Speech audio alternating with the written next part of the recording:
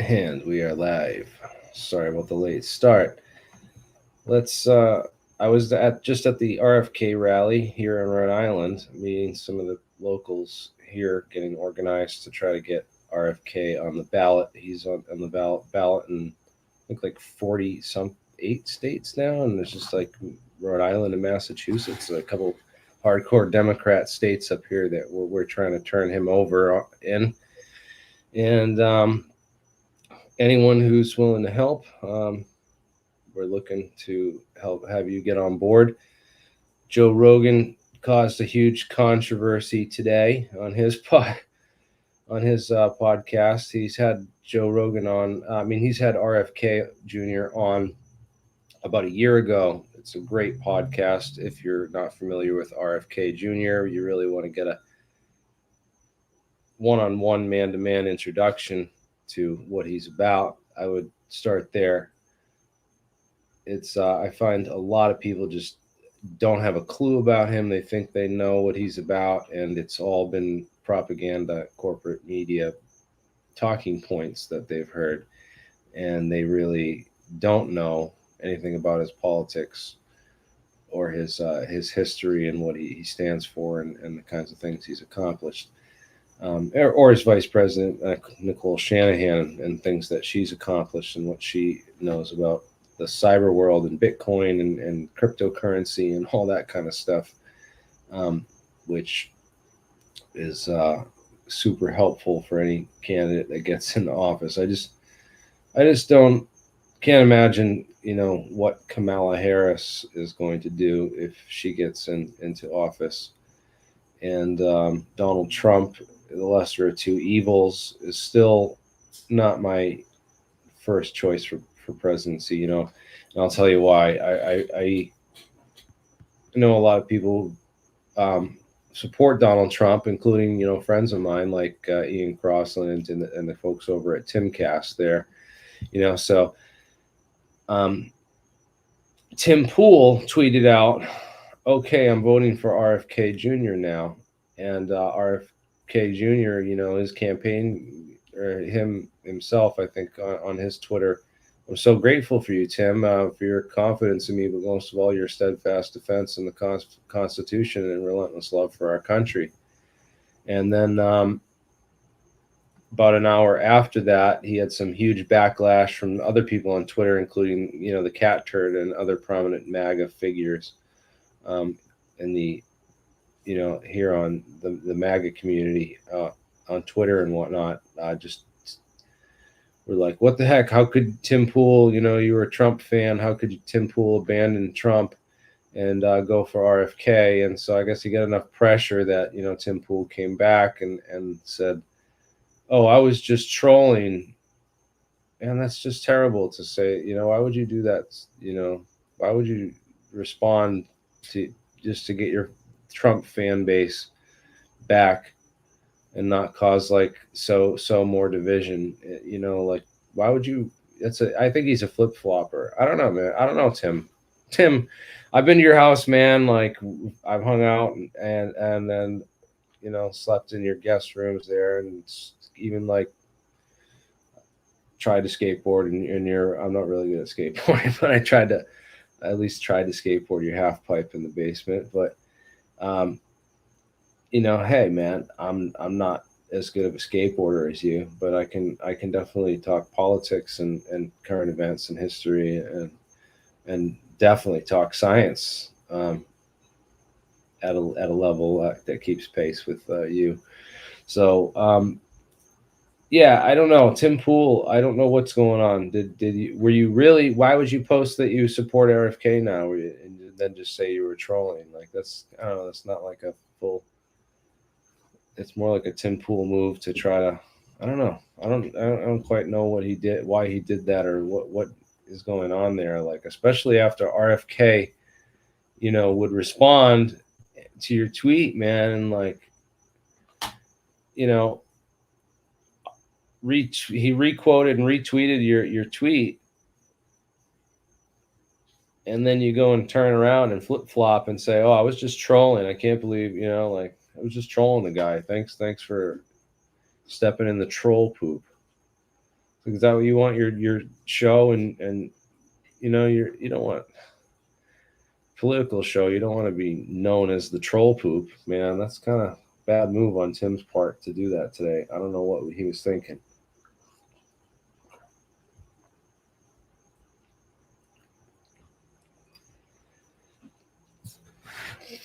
Anyways,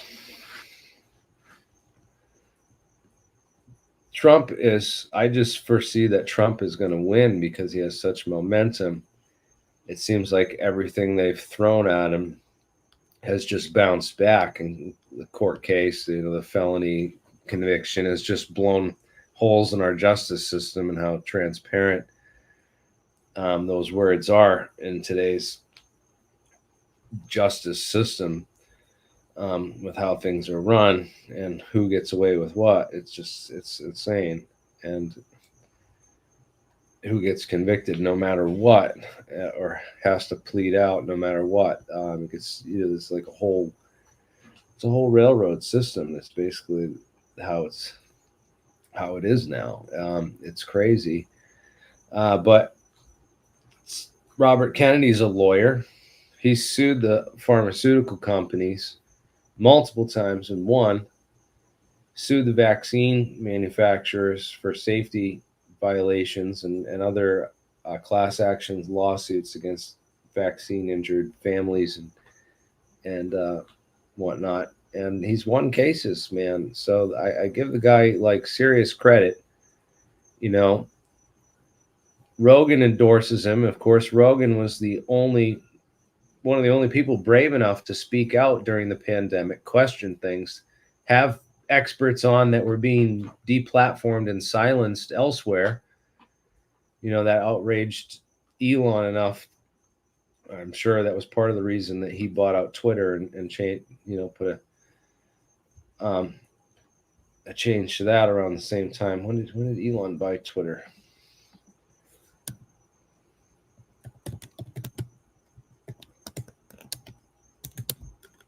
Check that out. When did Elon buy Musk? Yeah, it was right in 2022 after the pandemic. So I was right. Yeah, during the pandemic, it was really just the censorship and stuff was crazy. And the only person that was really speaking, allowing Dr. Malov and some of the other scientists and doctors on to talk about the counterpoints that Fauci and others were silencing. Yeah, it was Joe Rogan. Joe Rogan was that guy, and I give him super props for that. I'm sad that he fell for Jeremy Corbell and Bob Lazar's bullshit and hasn't seen through the real deal with ufology and UFOs and stuff yet. But perhaps someday we'll have that conversation. But yeah, he did a great interview a year ago with RFK Jr. If you guys haven't seen that, I would start there with your Timcast is live now.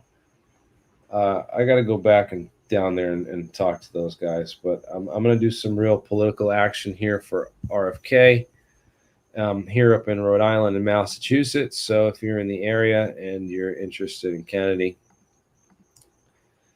for president, then let's link up and talk about that and how we can change minds, because the whole concept of this two-party duopoly is a very feeble construct, but it's so powerful, and it has warped so many people's minds into this false propaganda that you're throwing away your vote. Third party, it's one or the other, and it's a waste of time. It's a waste of everything. Nah.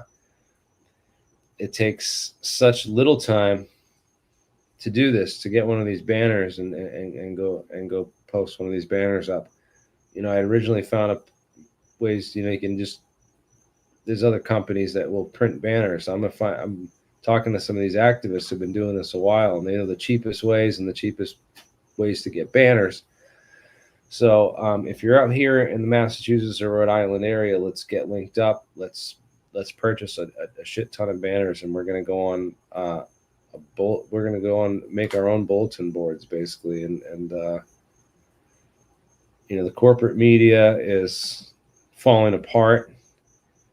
and they'll be forced to if we're all over the internet, if we're all over the highways every day for the next 2 months, they will be forced to report on it, man. They'll have no choice, and they'll realize that the base support is there. And if we can get 25% of the people in 2024, that's all it took. Like in 2016, you don't understand. Trump won on a wild card to even become president. It was a whole, they were trying to install Hillary, and this is 2016 is a model for how, and in the past, you got to look at history too. Like 100 years ago, we didn't have, it didn't start out with the Republican and Democratic Party. We've had, 44, 45, 6, 7, well, how many presidents we at now? The first presidential parties were like Whig Party and, I forget all the, I'm not that good of a colonial historian and constitutionalist. Yeah, Whigs and Tories and stuff. So yeah, they have all these parties, and there's always been, it's never been a two-party system. They've tried to like prop up that illusion for as long as they can keep it, and then eventually the three-way race comes in, and the tide is turning. A lot of people, especially with Joe Rogan's support, despite how little a voice he has, a lot of other people, and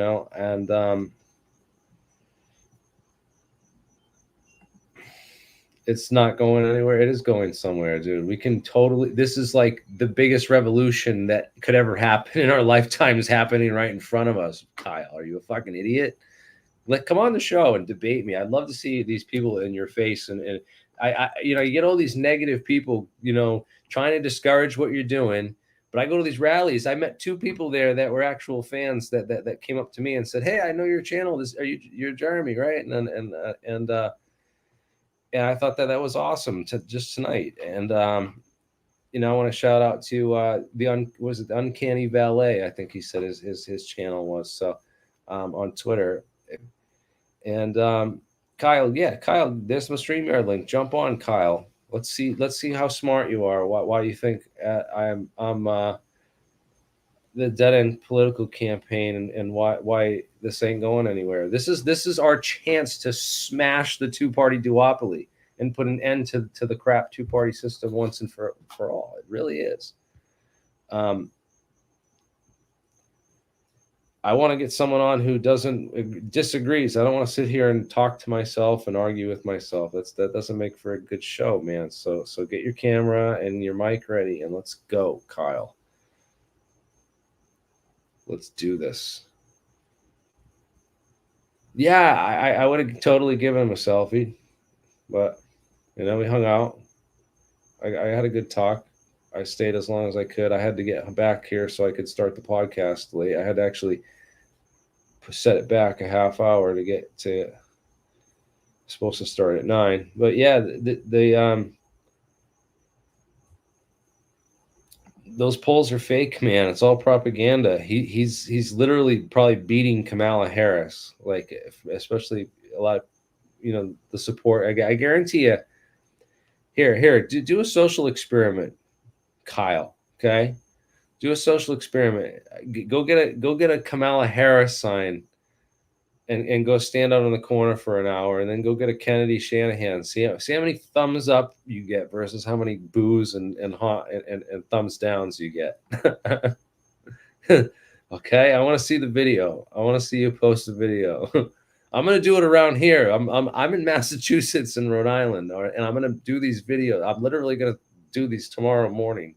I'm gonna go and make these videos, Kyle. I'm gonna show you what the 2 most democratic states in the entire freaking country feel about Kamala Harris as a legitimate candidate.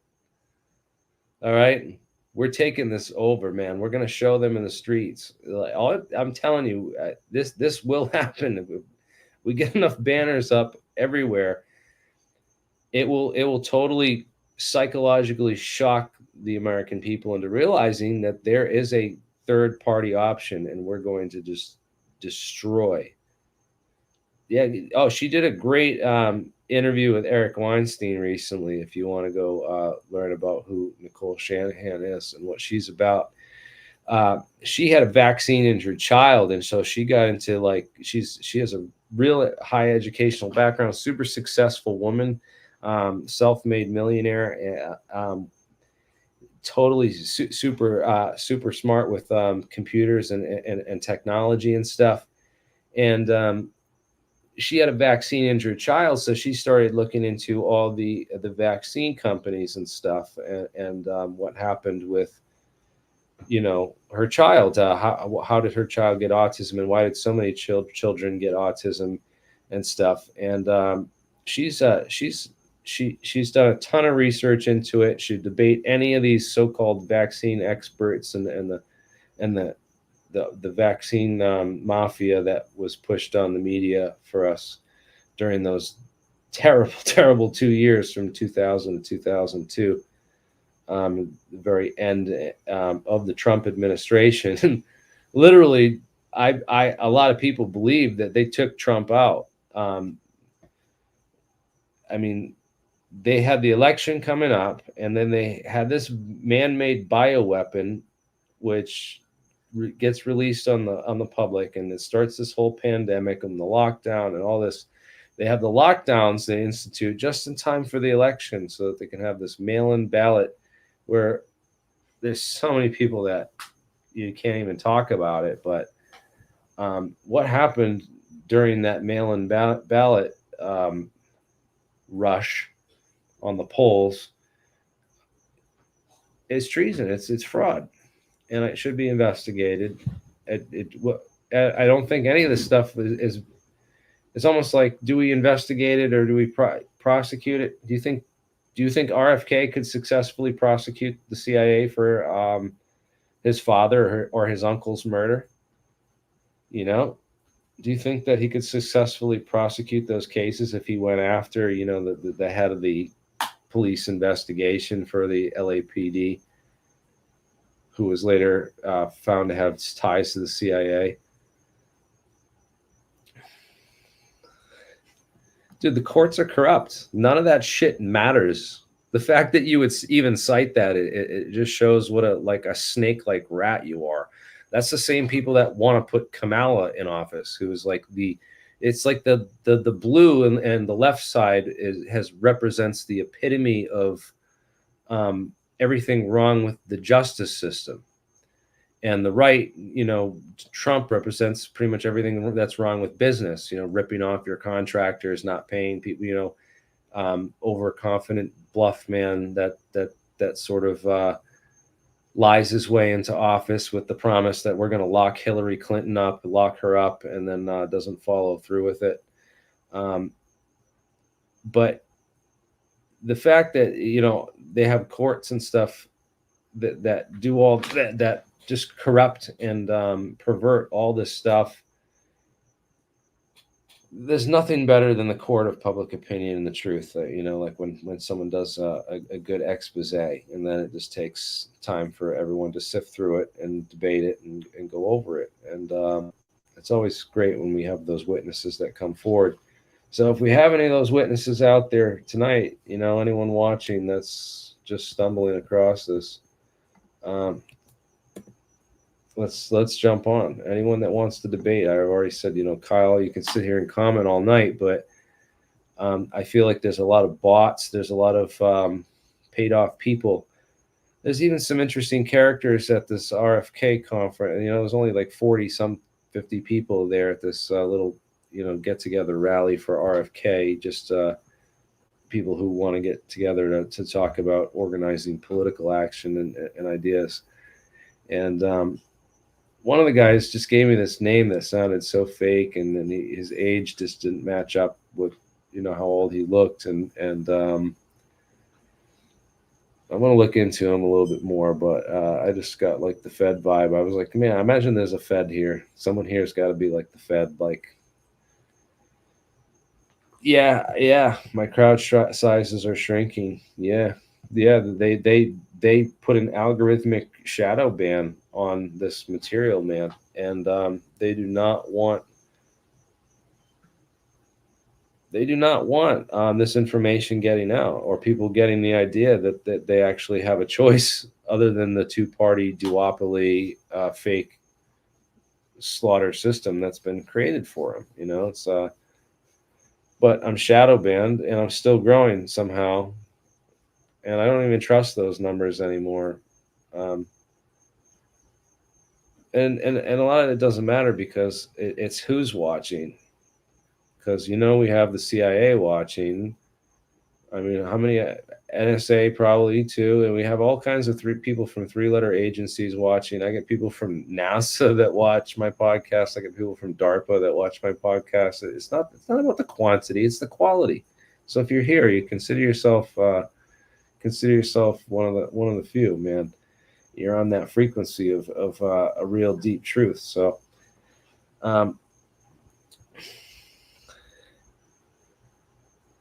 Yeah, I have some songs. I got a whole bunch of songs. You heard my UFO rap. I got the guitar. Maybe I'll bust it out at the end of the podcast. We'll jam out. Uh oh. I have one of the most notorious people. All right, I got someone that just came on. You guys.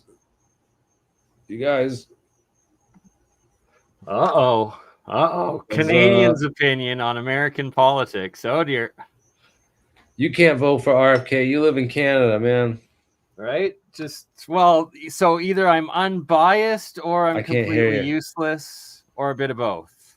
Here, guys, jump on the stream. I'm trying to get more people on here so we can get a party going on. It's Friday night, man. So originally, I was really you already know into you ain't the out Trump. there macking it with some a bar full of bitches. So you ain't at the club with a limo full of strippers. So you ain't that balling, Kyle. Not even balling enough to buy a damn camera and a microphone. Yeah. See, we got some RFK supporters in the house. There was a few in there, but I think we can turn the tide, man. I think we can show people if we get enough of them behind us, man. We can at least at the very least,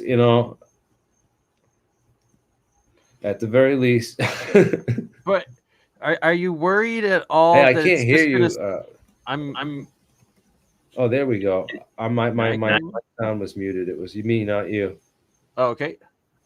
Are you worried at all that it's going to split the vote and they're just going to use it to insert Harris, or that Trump's just the same side of the coin as the Democrat? People tell me like, "Oh, what are you going to do? You're going to split the Trump vote," and especially they attack me when I go after Trump, but I go after both sides because I feel like it's been two sides of the same coin for too long, and I believe a third party split would just smash that. So what about this story of RFK having a worm in his brain, or this parasite that he got and he physically removed in his brain? Like, is that concerning, or is that just my Canadian schizophrenia? I don't know what that. I haven't heard anything about it. I'm not familiar with it, or like what kind of worm it was, or how he got it. I know he used to go to like travel to a lot of crazy places, man. And I know there's diseases that a lot of people die. One of the most killer animals that a lot of people die from is actually snails, freshwater snails. They have certain bacteria, and like if you just go swimming in certain freshwater lakes and are exposed to these snails, you could die, and it kills. You can look this up. It's ichthyomyces or something. I don't know. That's look at the killer snails and stuff, man. So there's parasites all over this fucking world, man. This world is crawling with parasites. So if he got a parasite, then I'm not. If you go out in the wild, you're gonna get that kind of stuff, man. If you sit in your cramped New York City apartment, or your mansion down in Jamestown, Rhode Island, and you have nothing better to do all day than sit on the internet and talk shit, then you're not going to get parasites. But that's I don't know. Fair. You will get parasites, or you'll become the parasite for other people, on the forums and stuff. Become the leech, the digital parasite or the digital leech. Yeah, exactly. So, yeah. I heard it was in the Amazon or maybe in I India. need a heckler you need a little bit of abuse in your comedy routine. It's quite essential. It's like the slapstick comedy it brings a lot of people in. So thank you for Why half the people subscribe to JR, the alien scientist, is for that. Blatant, unfiltered truth / comedy, right? Just straight reactions and thoughts on stuff. And so I guess it doesn't seem like RFK was lobotomized in any way. It actually seems kind of like he's increased his skepticism and intelligence and stuff over the last several years, especially since COVID.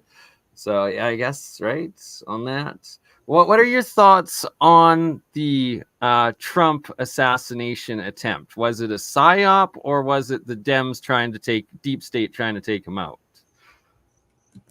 Like, was it his own team? I want to see if my friend will come on for this. I want to text him right now because I had a friend who contacted me, said he's doing a ton of research. I see there in the background, Varen. Just can you type in the private chat what brings you here, man? I don't want to derail. Show your face so we know you're not going to put porn on and try to cancel. He showed his face. He's there. I can see him. I just want to know what he wants to talk. He's with Students for Kennedy. All right, brother. Give me 1 second. I'm going to bring you in. I just want to text my buddy who wants to get into the Trump assassination, and we're going to hold that thought because I want to wait for that conversation. So K Ty in the comments is saying RFK will destroy the world. He is a Zio puppet. But see, I was caught up in supporting the whole Trump thing until I really caught on to his policy of how much he actually is a Zio puppet out of everything, and that just like Biden and Harris and the Dems are risking World War III by pushing the Ukraine proxy war, it's just as apparent that Trump would push the Iran-Israeli conflict to the point of risking World War III as much too, right? Like he actually moved the U.S. embassy to Jerusalem during his first presidency, which is like the most controversial, like pro-Zionist thing any American president has ever done, right? So it's a mixed bag. Yeah, they always bring it back to that. I mean, I care about America, and really, I'm a big environmentalist. Really, to be honest, about I care about farming and the poisons in our food and our water supply and our food supply. And I've never heard Kamala Harris talk about any of that stuff. Let's bring some other voices into the conversation. Varen, welcome. Absolutely. I'm just going to go out for a smoke quickly and let you guys discuss so I don't interrupt. Awesome. All right. Thank you. Yeah. Let's stick to the U.S. Varen, where are you? You're from Students for Kennedy. Yeah, man. I'm in New York. I've done a lot of work. We went to the RNC. We just campaigning there, like just a few days after like the whole Trump assassination attempt. We got a lot of positive reception. We went around in the Kennedy bus with Kyle Kemper, who's actually Justin Trudeau's half brother. But yeah, the reception's been pretty good so far. And I'm like a policy writer on like the students division now. So, I do different kinds of writing. Definitely a lot of on like the whole Israel-Palestine issue, because it's really not split down the middle as most people would think. And I think it's like an important, very galvanizing issue. And I think when you look at it definitely from like the diplomacy angle, it makes a lot of sense. Even though I strongly disagree with some of his statements, right? I think everyone does. But like I always look at the Cuban Missile Crisis, right? Like JFK, he has like two choices: appeasement or belligerence. How he responds to the missiles, on like one hand you sit back, you do nothing. On the other hand is like you just pursue like very harsh military response, like preemptively striking the sites. I think that's how like RFK sees the foreign policy on the global stage. And his goal is always going to be like de-escalation, diplomacy. So I think that's going to be huge. I really liked his like tweet about 9/11. His that he's not going to take sides. I think that's a good thing, especially like very compatible like your research when it's like, you know, you look at what's kind of out there in the public domain, and like maybe we need more transparency, more like Freedom of Information Act requests. Like I know your friend Aiden Monahan, he's done a lot of like FOIA requests, and I don't know, hopefully moving forward, you know, that could lead to like more disclosure, especially with like the UAP stuff too. Yeah, I got to get more school. I've never actually filed one. I want to file my first one. There's a couple different things I wanted to dig into. Um, I want to start doing more FOIAs and learn how to do that. Definitely. So you're from New York. You're a student there, and students for Kennedy. And have you what do you think about my idea of getting I want to get a lot of these banners and put them around and just get. That's a great idea. I mean, like in my regional district, right? We do like banners over like highway overpasses from time to time, and like if you actually calculate like per hour how many cars are going to drive under, like the amount of impressions that actually creates, and I mean the amount of like, you know, horn honking and, you know, that we get, it's pretty incredible. So I Yeah, think, yeah, it's a great way just to get the name out there and, you know, just to create more impressions. And also like when it's like in person interactions, it's very helpful as opposed to, you know, just people being behind like a social media screen, and, you know, chances are like they will see or won't see something. But I think, yeah, definitely more face-to-face interactions, it really gets the yeah, message across. yeah. Because everyone has to go to the supermarket. Everyone has to travel to and from. So if you're out there every day, eventually everyone's going to see it. You're gonna get noticed if you're in the right place. You have a good spot, like I do. I live right here in Rhode Island, right near Highway 95. So I'm going to be out there first thing in the morning tomorrow, and I'm going to try to take some video of the whole setup so people can see. Is Yeah, I want to at least let the Democrats know. I mean, this is a Democratic state, so if I'm splitting the vote anywhere, the Trump supporters can't really attack me, because I'm splitting the vote in a blue state. So you should be happy. You should be like cheering me on.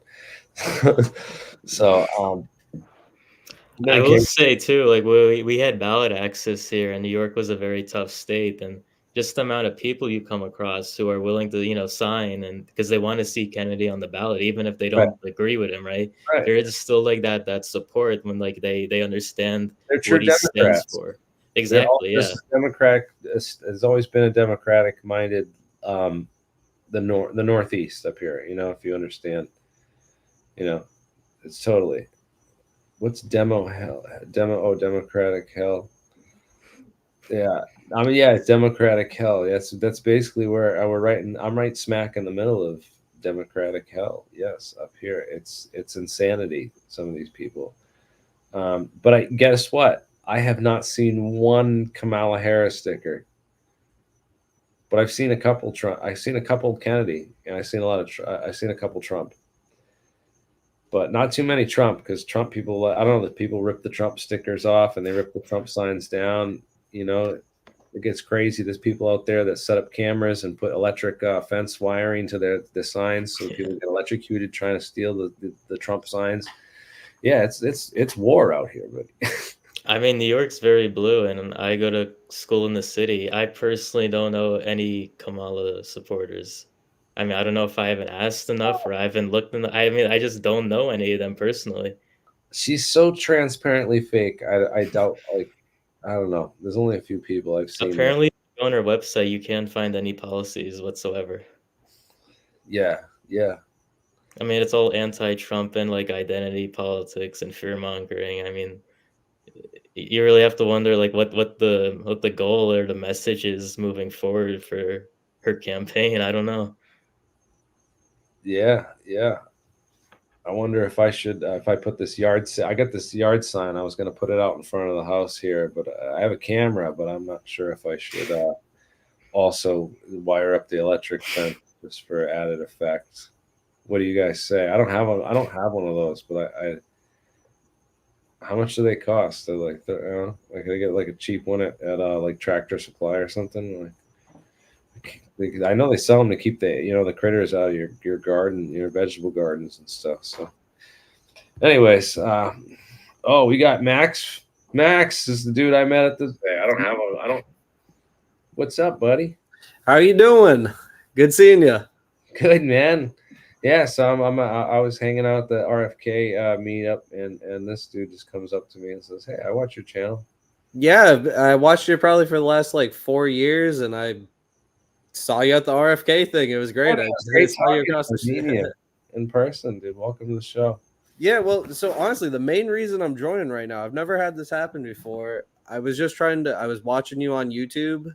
I tried to send a super chat and just like the whole thing was just lagging out. I refreshed, turned off my computer. It would not let me send you money. And it also wouldn't let me see your chat to join the StreamYard or Did I get demonetized for talking about vaccines or something? Well, I was just thinking, I was like, you need to be plugging the website more. It wasn't in the description. You should be adding that to every video.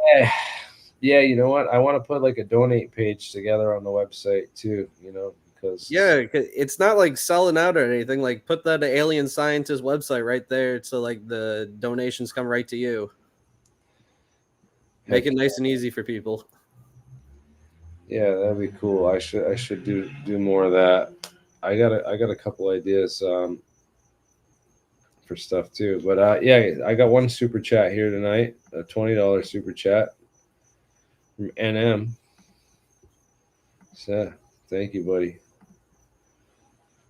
Definitely. So yeah, I don't know what's going on with that. Some people, if people could please check the super chats, like a $5, donation would be cool. Well, just like see if it works. Like literally, like it works. It would not let me go through with $2, $1, whatever you can spare for the. I promise, because tonight's stream's about RFK, I'm going to donate it all to banners for the. But I'm already $100 in. Okay, so $20. Now I'm $80 in the hole, because I already bought 100 of those damn RFK bumper stickers, of which the head of the rally said he saw them. He's like, dude, did you put them up in North Smithfield? I saw these in North Smithfield, Rhode Island. I was like, yes, I did. He's like, dude, I was so psyched. I took a picture of it and I tweeted it. I seen it that morning. So yeah, I'm telling you, this is great. This builds momentum. The more stickers, the more banners, the more visibility RFK is going to have. The mainstream media is going to be forced to take it more seriously, and they're being forced to more and more. He's got way more momentum and way more of a platform than Ross Perot ever had. Back then, they were able to shut Ross Perot out almost completely. He was still able to get on a few like public access programs and really get the message out through like grassroots activism and people, and get like what 19% of the vote. We could crush the two-party system if we get to 25, and I think we can do it. Well, I feel like the real social network is like talking to like your relatives, your friends, like avoiding the whole like corporate controlled internet and stuff like that. Like really just talking to people, like local people. Like that's the best way to spread the ideas and really like make a change. Yeah, I do know for each state there's like different issues that matter most, and that's actually the student approach, right? It's like we look at like what the like battleground issue is in a state, like if it's like addiction or environment or like the economy, and then we try to kind of refine our approach based on what issues matter most, and we find that like it is usually really helpful to galvanize support. And yeah, I think the honeymoon period is starting to like just become, it's just over now for the Democrats, because their VP choice is already announced. I think as we get closer and closer to election day, the urgency is going to be there, and a lot of people are going to have like no choice but to look at our third party consideration.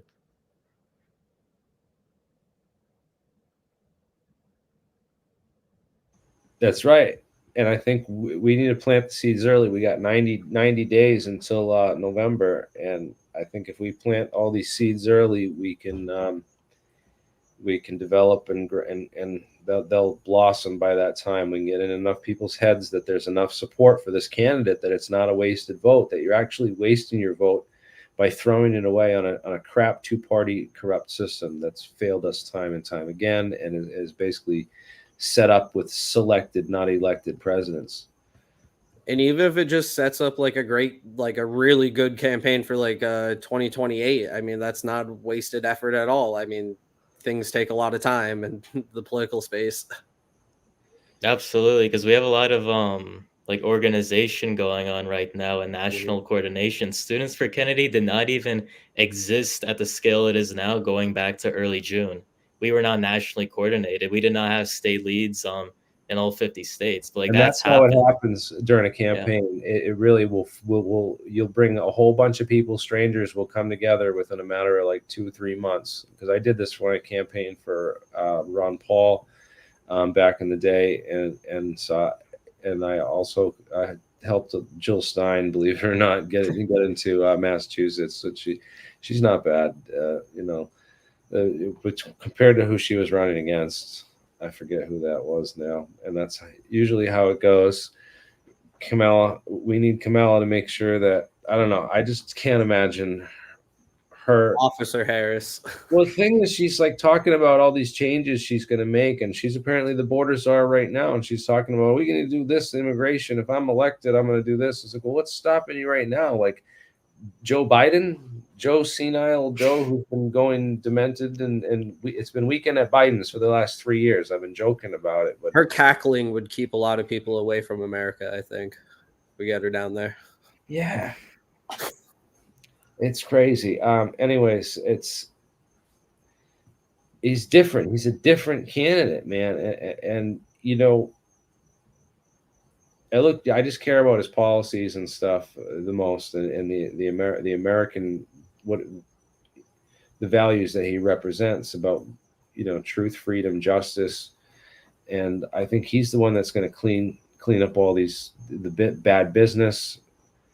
His uncle went after the military industrial complex, which is just totally destroyed America, and it's corrupt, is going back decades. So he knows these things inside and out and how to fix them. And also the big business with big pharma. He really understands that. I mean, between the military industrial complex and big pharma, that is, I believe, is running our country. I mean, financially, that's where all the money is coming in from. Yes, thank you, dude. I'm glad. Even if you don't agree with the policies, man, at least I'm glad people are here to learn a little bit more about it and get some better resources, information, and talk to what other people think of these things. He definitely feels a lot more less controlled than a lot of other like mainstream politicians out there. Well, yeah, you look at Kamala Harris, and she was just a DA that worked for the DA's office and sent a whole bunch of innocent people to prison. She's like everything that's wrong with the courts and the justice system. How much more state can you get than a state prosecutor?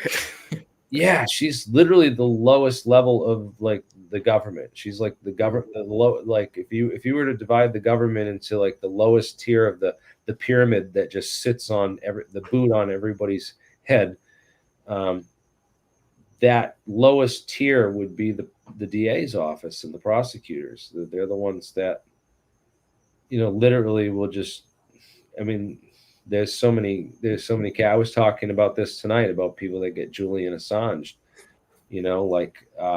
where they'll, if they can't take you out, they murder you, or Wet Works will find a way to basically like hem you up with charges and get you arrested and tried on a whole bunch of fake charges and stuff. So they're all just following orders, And look what they did to Trump. I mean, that's not fair. I don't think that conviction was legitimate, in the whole case.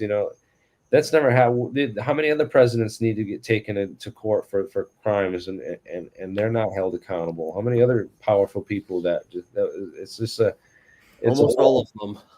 Well, then here's the question with the Trump case. Do you think that could possibly be like a ruse to make people think he's anti-establishment? Right, man. You got. I mean, now you're going. It's all a show. It's all puppet masters, and now we're like deep in the Wizard of Oz. Well, he's been running with that anti-establishment rouge since the beginning. I mean, Yeah. Right, and that's what the one guy talking about these theories at the rally tonight. I was like, he's the one I thought was the Fed. I'm like, this guy's the Fed. He's sowing these seeds, and then he's sowing these seeds of this doubt about if it's all a stage. Maybe RFK is being put in as this false third party candidate, and it's just to no, dude. It is what it is, and all the world is a stage. wait, was that me? Am I the Fed? No, not you, not you. Okay. Not you. Nope. Not you. Not at all, buddy. Yeah, they might not even know they're the Fed. And it wasn't the other dude. You're not on Valet, right? Uncanny Valet, right? No, that was the other guy. I got his No, and not him. He's not a Fed either. Totally. Yeah. He's totally cool. But the other dude I know.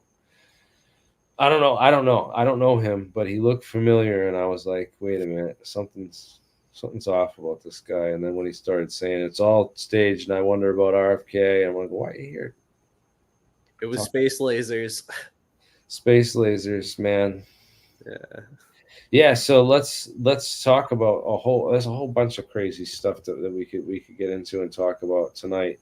And it all depends on who comes on the show. So what do you guys are my guests. You guys are first come, first serve. What do you guys shoot? Let's. Well, something I did want to ask you about is there's a great book called Crossing the Rubicon by Rupert. Yeah, I don't know, maybe you didn't notice, but the woman who wrote the foreword to that book is Catherine Austin Fitts, and she actually has endorsed Kennedy.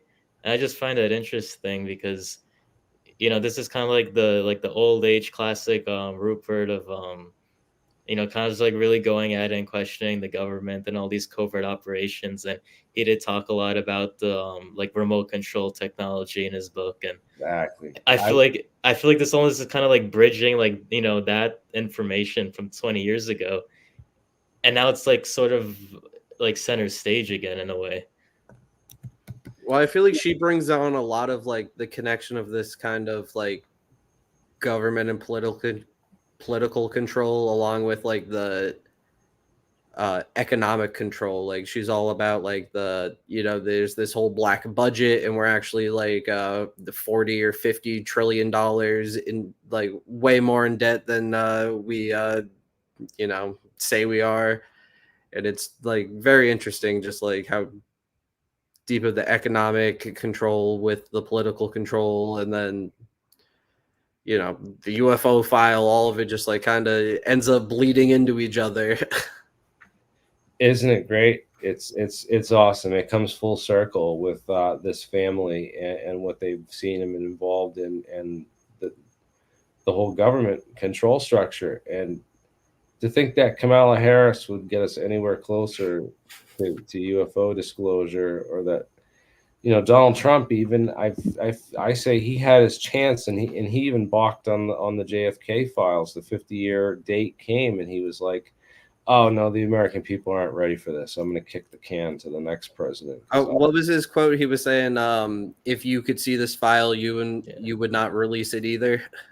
Yeah, I think Mike Pompeo said something like that. Yeah, I think Trump had a quote of someone saying that he said that to someone as well. It's like, what would that do? I mean, I want to see the disclosure, but we're talking about a RFK campaign. If there's like real disclosure of the real shit, it all kind of that's a real crossing of the Rubicon.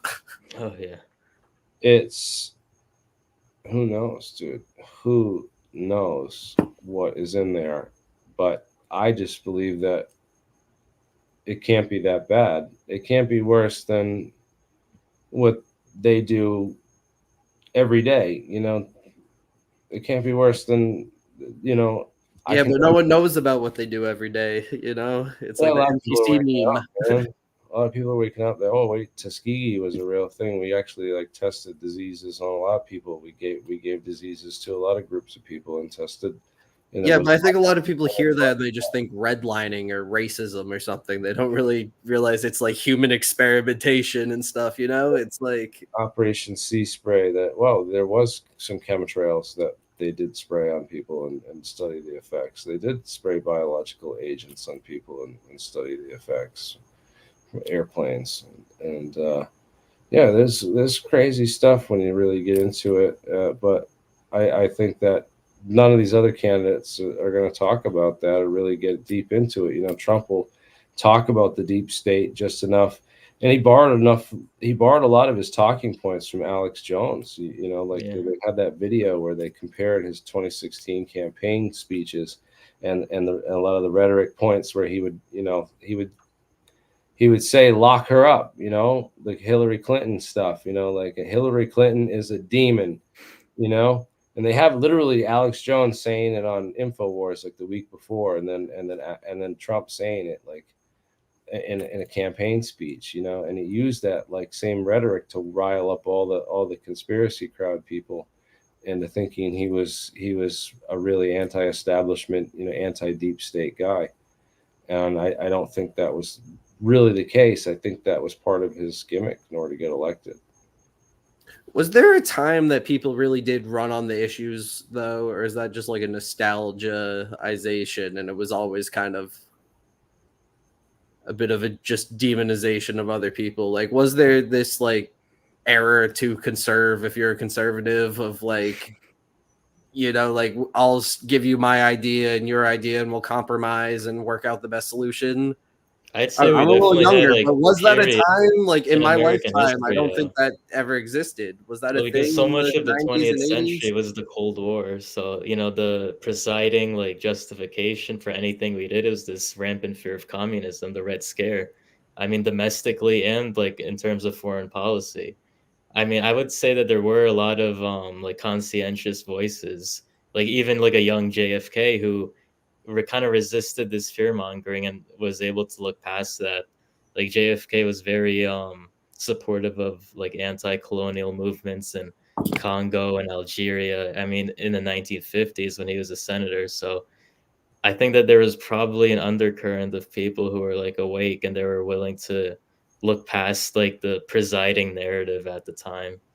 But he was also like a PT boat captain and kind of working for the military as well. So right, but like he understood the cost of war firsthand, and I think that's probably a major experience that changed his outlook to the point when he was willing to make peace with the Soviets and, you know, pull out of Vietnam and refuse to go into Cuba. Yeah, it's such a crazy history. And then when they went into Cuba anyway with the Bay of Pigs, and the CIA went in anyway, Kennedy refused to provide the air support, and so a CIA army of about 200 men mostly got captured, killed, or assassinated, and only a couple of leaders made it out and made it back. And boy, did they have a vendetta against Kennedy for after that. You know, imagine training 200 men, getting to know them for 5 years. Some good guys that are your buddies and you party with and hung out with and train with every day. And they all get killed because this asshole didn't provide air support for you. Think about these mass holes out of office. That's what I'd say. This damn northerner and his, my fellow Americans. Yeah, I mean, it's like, could you imagine a world where, like, if like a Kamala Harris or even a Trump could be able to go like visit Tehran or Moscow or like, like that shouldn't be a crazy thing. Like, like we should be trying to reach out, even though, like Nixon going to China. Like, I would love to see Kamala Harris go and sit down on a 2 or 3 hour mainstream podcast and give like just a personal any question goes interview. It would never happen. Can you imagine it happening? No. She goes to like a record store and buys a bunch of black albums to convince the black community she's still black. And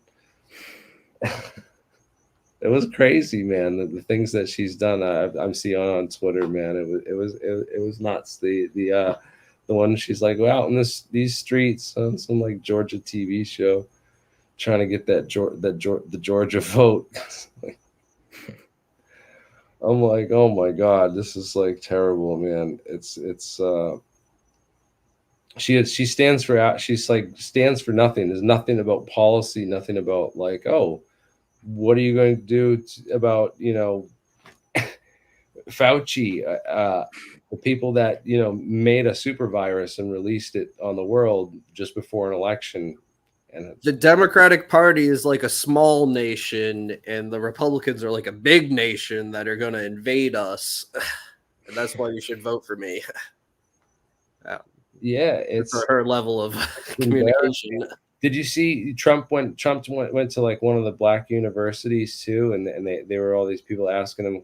I mean, the black woman at the college were like trying to ask him these really bad questions about like, why he's trying to frame him as a bad guy, and like what he things he said about Kamala Harris and stuff, and it's like, well, the Kamala that I knew when she was campaigning, and she was always Indian, and her mother's Indian and stuff, but suddenly like now she's black, and I don't know when, and it was just so funny the way he says. I want to go find that clip so we can play it.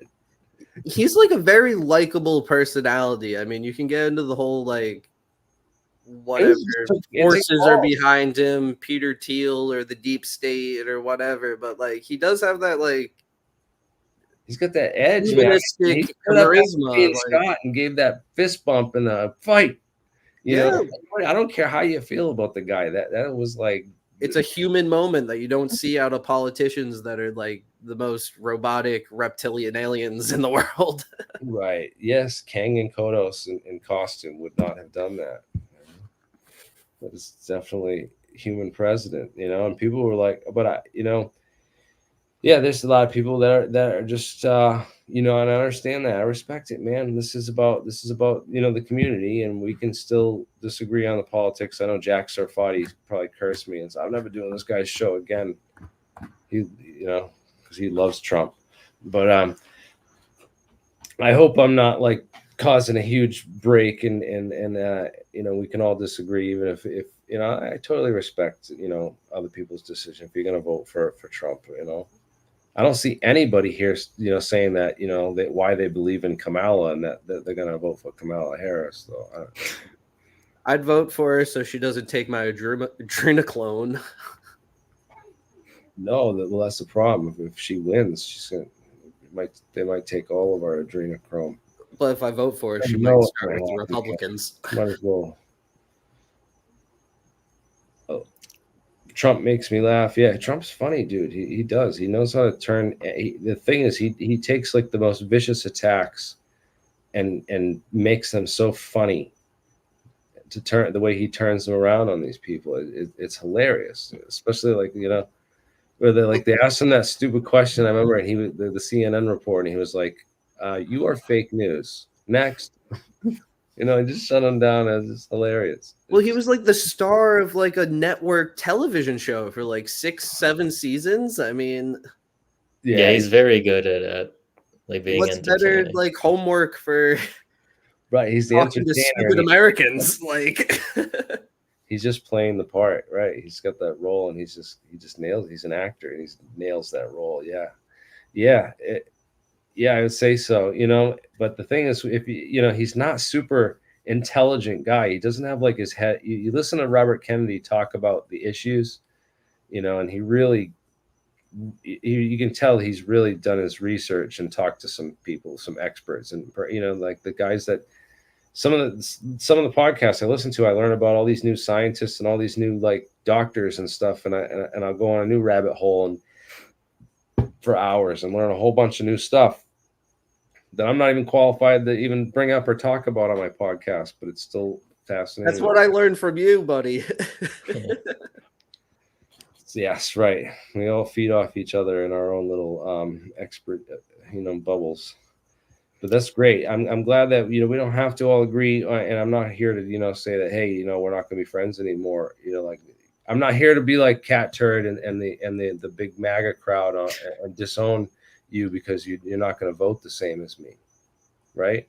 Well, Not- that's one of like the big signs of a totalitarian system where it's like everything becomes political. Like the politicalization of every aspect of life is a totalitarian way of like control, where it's like then you have party lines and like not party lines for every aspect of life, where that's not how humans should be, or like healthy societies should function.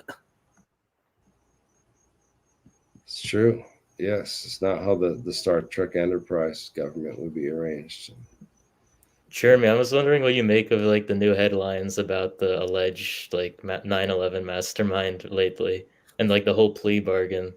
Oh, I talked about this on the other stream with about Lou Elizondo because the UFO, it crosses over into the UFO community stuff now because Lou Elizondo, who's the Pentagon insider guy that ran the UFO program apparently back in 2017, that got this Tic Tac video released and declassified and put on TV. Lou, it turns out that before Lou Elizondo ran the UFO program at the Pentagon, which isn't, again, it's not that I've done the research. There's much more than one UFO program, and it's a lot deeper and more compartmentalized and stovepiped than one UFO program. And this is totally, smells fishy when they see, so I'm the director of the big UFO program at the Pentagon. Yeah, sure you were, buddy. Because before that, it turns out Lou Elizondo ran the torture program for Dick Cheney at Guantanamo Bay.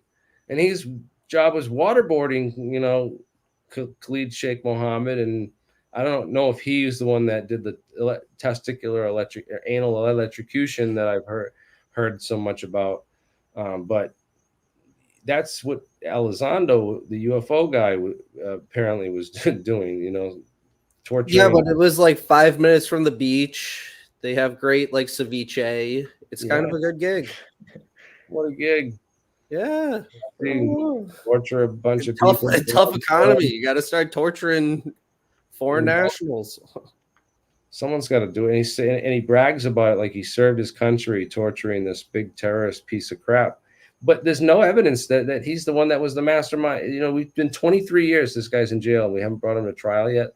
Look how fast we brought, 300 people from January 6th to trial and gave them sentences.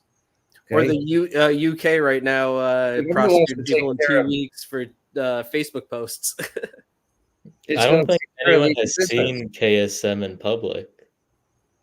They're not going to, they don't want discovery. They don't want, a whole bunch of stuff was going to come out with all that. And they did not want it coming out. And I'm telling you, 9/11 goes so much deeper than KSM being the mastermind behind that stuff. I've seen your big chart, all the different sections. Very interesting. Well, yeah, that's cool. The crime scene proximity investigations. A lot of the interesting people connected to the places that were targeted and hit and covered up and whatnot. But more important is, if you want to talk about the mastermind and who planned that event, you really have to look into the continuity of government program and the disaster scenario planning think tanks in the 80s that Dick Cheney and Donald Rumsfeld were both a part of. Their job for 2 decades was literally to dream up 9/11 for the 2 decades before it happened. Are you familiar with a documentary called The Power of Nightmares? It was from 2004. It's a BBC documentary, and it did talk about Rumsfeld and Cheney quite a bit. Then it might have mentioned COG, but one of the overarching I guess points of discussion was kind of how Al Qaeda has been very exaggerated, and the fear of that kind of threat ran parallel to neoconservatism. And I think Cheney and Rumsfeld both came from the same school of thought. I think it was Leo Strauss from University of Chicago. That was really interesting. Because for a mainstream documentary from the BBC, it was surprisingly, I guess, going against the grain of the mainstream narrative. Wow. Well, it didn't expose the pedophiles. That's why. Yeah. If they had touched that issue, then it would have been certainly taken. It wouldn't have passed the editorial board. No way. This is not fit. It's not fit for the public consumption to know that Jimmy Savile was good friends with Prince Charles, who was also good friends with Jeffrey Epstein. I mean, is that Prince Philip? Yeah, pretty nuts. All the connections there. But yeah, BBC. There are different producers and different factions within.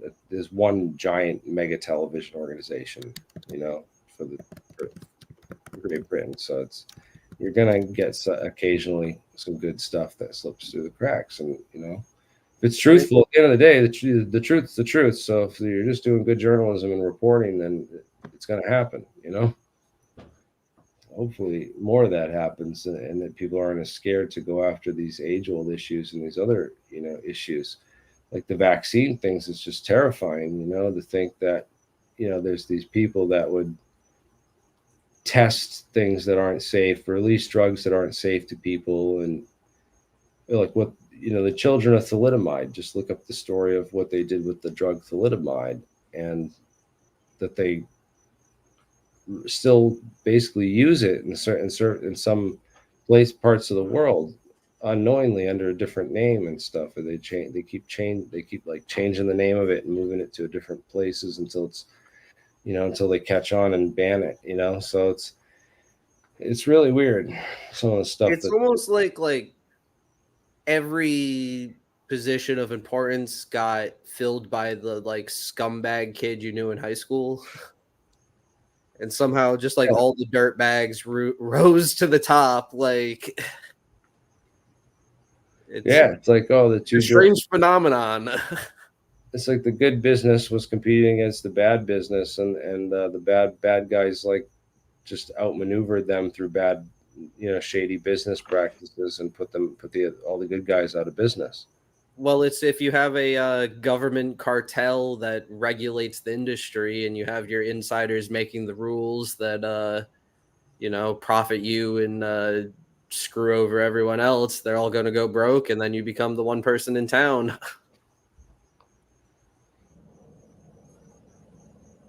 Yeah, it's I don't get it, man. Let's see. Well, I get it. It's you're lazy and you're in power and you're greedy. I mean, it's kind of what I would assume, like people that are very rich that have low morals and just want to cheat, and we have this system of government that I can set rules on everyone else and not me, and I'm gonna make it help me and my friends. And then you have that compounded over, I don't know, 500 years. It ends up with some kind of bad scenarios we're dealing with today. Yeah, definitely. Campuses and universities, there's a lot of them in New York. That would be a good places to hit for action. I want to go around with a camera to Thayer Street, to go Brown, go out on the quad and just go talk to students down there and stuff, and try to who are you voting for? Why? Well, they were pretty strong with divesting from the Israeli companies. I'm pretty sure they had a really strong protest movement there, and Brown actually divested from a lot of companies. Yeah, I believe. I didn't actually follow up. That I met so many people that are like, "Oh, Kennedy's a Zionist, and that's why I'm not voting for him," and all that. And I honestly don't know much about all that stuff. I have friends that are from Israel. Mark Sokol. He's got family in Israel, and went to Jewish Bible school and all that, and has a degree in Hebrew studies and stuff. So, I have lots of friends. I grew up in Massachusetts, right near Sharon, Mass. I got a lot of friends from Sharon, and Sharon's all Jewish town. It's the entire town is there's 12 synagogues in Sharon. So it's there's lots of just Jewish people around, and these people aren't working for the deep state and running the government. But they also might not be Zionists, you know. Yeah, and you got to look at Which is very complicated. And I get all these people that are like, "Oh, well, it's all Zionists that did JFK," and I'm like, "Well, you get like, what about the paperclip Nazis?" I was like, "Well, there was communists, and then the Cubans, and then the Russians, and then the mafia." So there's all those angles, but yeah, it was all the CIA running through all those organizations. The CIA had their hands in. It might have been Onassis. He was kind of sleeping around. Apparently, she might have put it up. No. Who knows? Have you looked into that? That's a new possibility. No, man, it was the damn Harold Bird and those oil men, man. The oil depletion allowance, man. That was like the killer. Well, his cousin owned the school book, the school book. And the uncle was the Antarctica expedition, Admiral Byrd. Yeah. Well, and then was also LBJ was photographed kissing his hand the day that JFK got assassinated, or the day he got sworn in as president. I guess it would be the same day. Wow, I didn't know that. I saw that on Dark Journalist the other day. I saw the photo. Oh wow! I gotta go check that one out. It was the one that there's three of them. It's like Admiral Byrd, the one that owned the school book depository, and then there's also a Senator Burr as well. Yeah. The senator that LBJ was kissing his hand. Speaking of some crazy shit to go check out, right? So we're talking about things for your my to watch list. I want to give one for you. I don't know if you've seen this yet. I'm gonna take a left turn here. Sorry for that. What's up, Bernie? You're gonna like this one too. Ancient Hindu texts. Oh my goodness. Alien reptile gods, giants, and super machines. Dude, this blew my mind. I was telling Danny, I'm like, yo, this dude has this podcast over in India. He's visited and documented like so many ancient Indian temples, and he points out all these things that so many people missed, and makes these connections that I think are really interesting. Like he shows that they had ancient lathe technology, and shows how you can just reconstruct these ancient structures, which apparently just sit there and they don't know what they were. They have no apparent use. I don't know what it was about, but he just shows with a couple added parts, you could turn this whole system into a lathe, and that's how they could have made all these pillars. And they shows that the pillars have the machining. And man, he goes into this guy's I've been following him for a number of years now, on his YouTube channel on YouTube. And I told Danny, I was like, yo, you got to check out this guy Praveen Mohan and have him on the podcast. And I was like shocked. The other day I seen this. I was like, holy crap! He had him on. I was so pumped, man. I learned a ton about India. Like he just knows so much, man. He's been all over India, and he connects so much crazy stuff. He talks about like He talks about how the gibbons are like the only monkeys or apes that are in India naturally, and they'll actually go and the gibbons will go and eat the mushrooms off the cow dung. Wow. And they'll go and start tripping and stuff. So like it's basically like stoned ape theory in real time. This is like something that they see over there, and he gives this whole theory on why he thinks that the Indians worship the cows, and he thinks it has to do with this whole stoned ape theory, is that without the cows they wouldn't have. The cow dung is essential for growing those spores of magic mushrooms. They won't grow on anything else. So the cows were essential to the mushrooms, and that's why the Indians worship. He thinks the Indians worship the cows because they're tripping on mushrooms from the cow dung. I was blown away. I was like, yo, this guy's on some shit, dude. But yeah, I thought it was great, man. And I didn't even take any mushrooms for that. I didn't even eat any, I didn't have. Anyways, I thought that was far out, man. What do you guys think about that? And have you guys seen this or familiar with that or any of this stuff? Not specifically, no. Go ahead. Anyways, that's a cool thing to check out and listen to. I learned a lot of crazy I stuff. feel like I've heard that theory from I forgot the name of the author. I'm blanking on it, but Food of the Gods, the guy that I believe he started the Stoned Ape theory. Terrence McKenna, yes.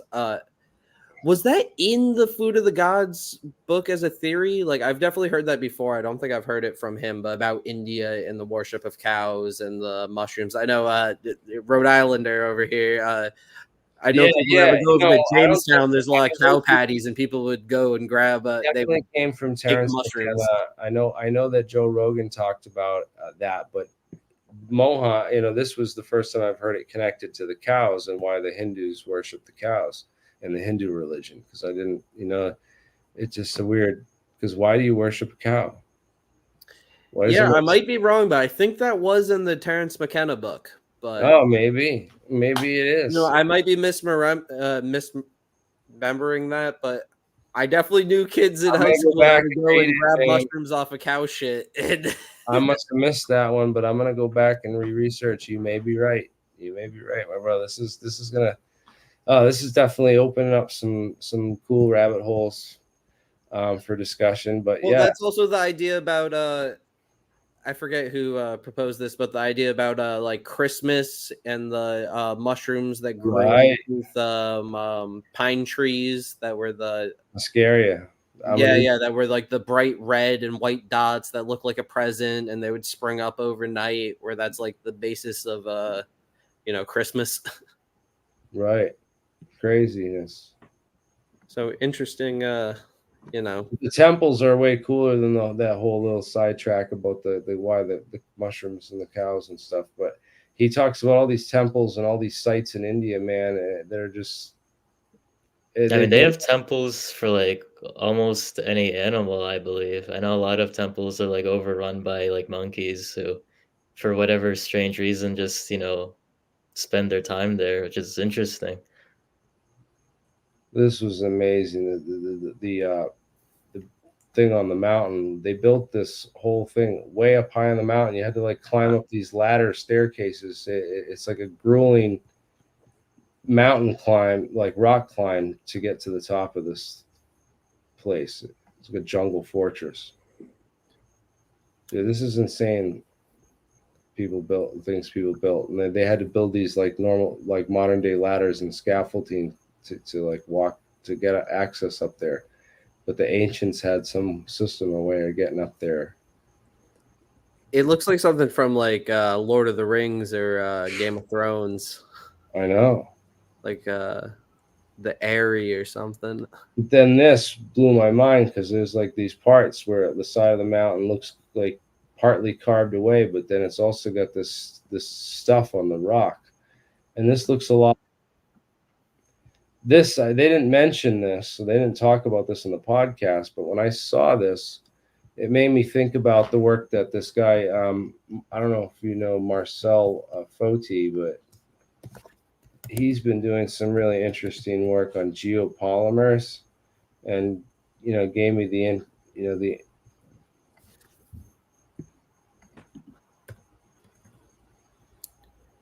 So how'd you make that right there? I haven't seen that. So I made this, and this was wood ash.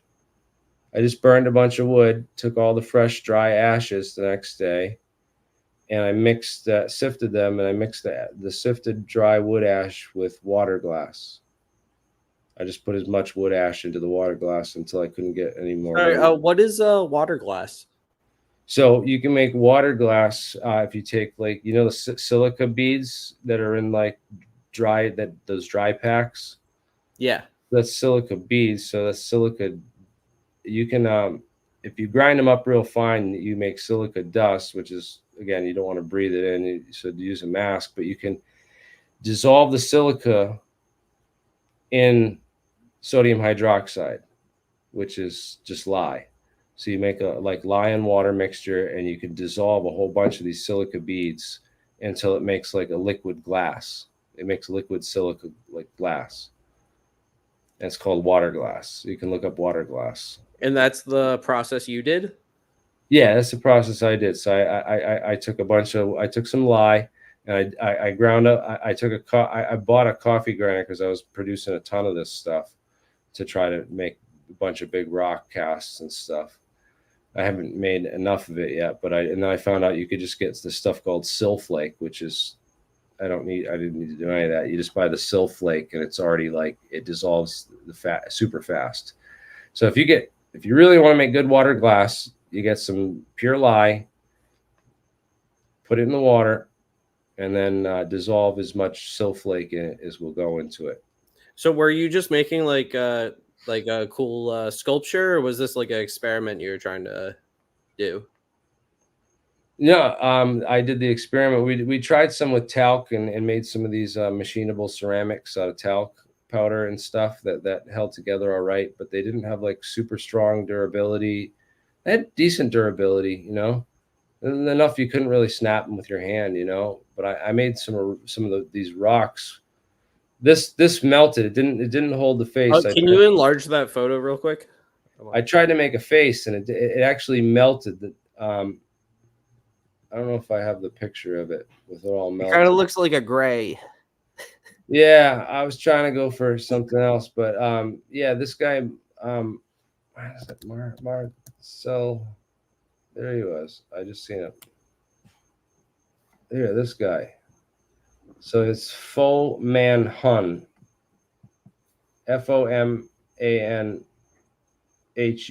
on Twitter, and he's from Budapest. He's from Hungary, and he's been doing all these videos on water glass and these artificial rocks that you can create and how they look very similar to rock. These are some interesting samples of stone from ancient sites too. And he talks about how you can take this stuff called natron. Sorry, can you go back to that first photo with the half and half rock right there? So what's going on in that photo right there? Like, is it covered in like what's the water glass element to that? I don't know if this is the water glass. You might have water glass cast like one half of this onto another piece of stone. I just don't know what I'm looking at there. I don't know what this is either. I just he's got this whole natrontheory.com is his website. So you can let's see if we can find. Oh man. Oh my god, a lot of AI over there. Oh, come on, dude. Hydrofluoric acid. Oh, is it like a finish on granite?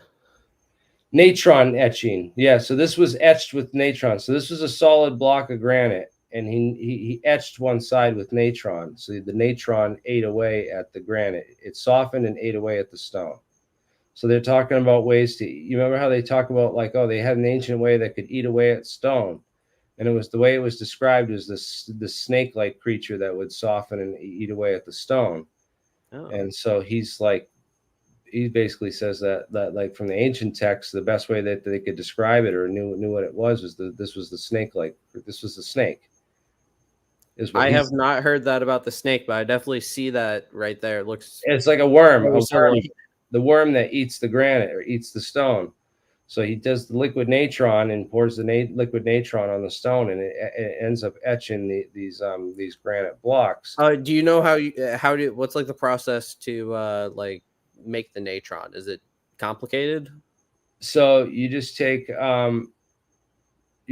natron and you put it inside of this crucible and heat it up. So but how do you get natron? So they can actually, there's a natural source of this right near in Egypt, near the pyramids. And it's in this valley.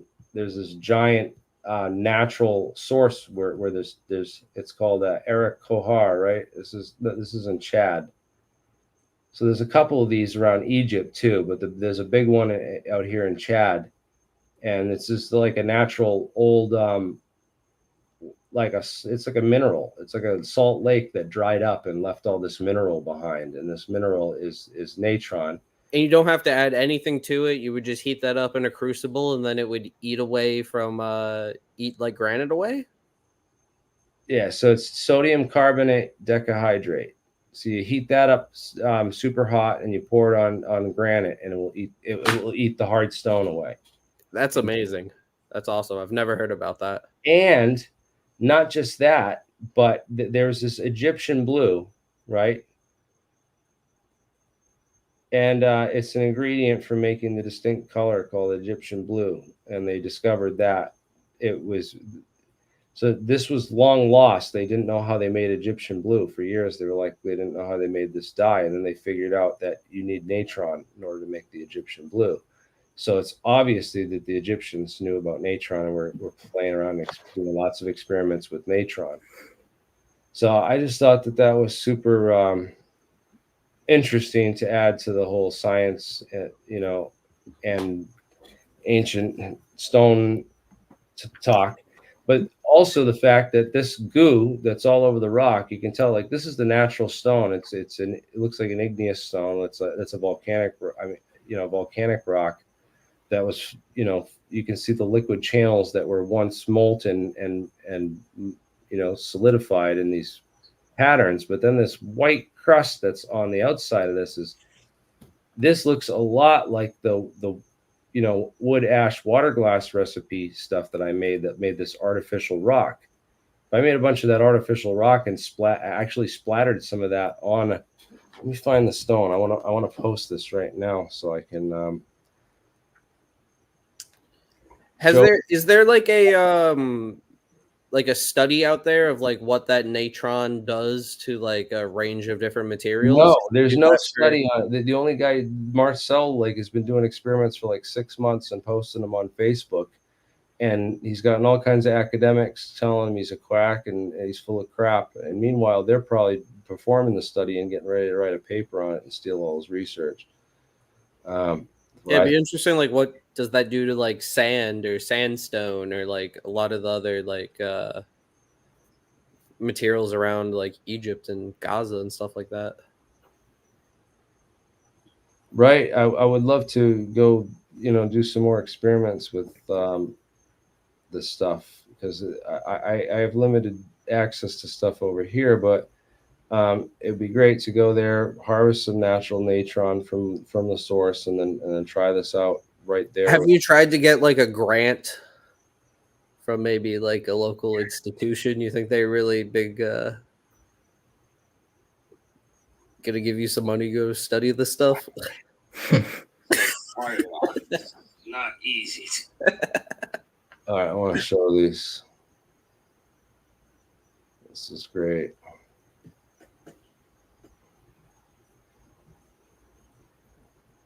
I'm gonna post this on Facebook right now. Have you ever seen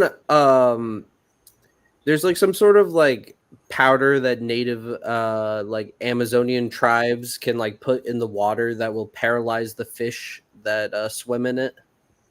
Have you ever seen anything like this where they'll like put this powder in the river and all of the fish will become paralyzed and they just go in there and like pick up a couple and then all the rest like are, you know, like come back to consciousness and are fine like 4 minutes later? No, I have not heard of that. That's interesting. It's like I know about dynamite fishing where they drop just sticks of dynamite in the shot. Yeah, this is different because it's like not like well, I mean, I don't know if the study's been done if it fucks up the fish long term, but like it doesn't kill all the fish, and that just kind of connected to me when you were saying this about the metal, just these like ancient technologies that native people had that you wouldn't really you know, you wouldn't expect them to have without a MIT or the Harvard around. What would be the purpose of that if the fish come back to consciousness? It paralyzes them for like 5 minutes, so you like throw it in the river and pick up the 3 or 4 fish you need, and it doesn't kill all of the. It's not like a roundup where it kills all the fish. Right. Yeah. Also, like, let's fact check me on that. I'm not 100% sure. Maybe that's just something I heard, but. Oh, here it is. I just posted it so you can see. So there's the original face that I molded. And then this is what I came back to the next day.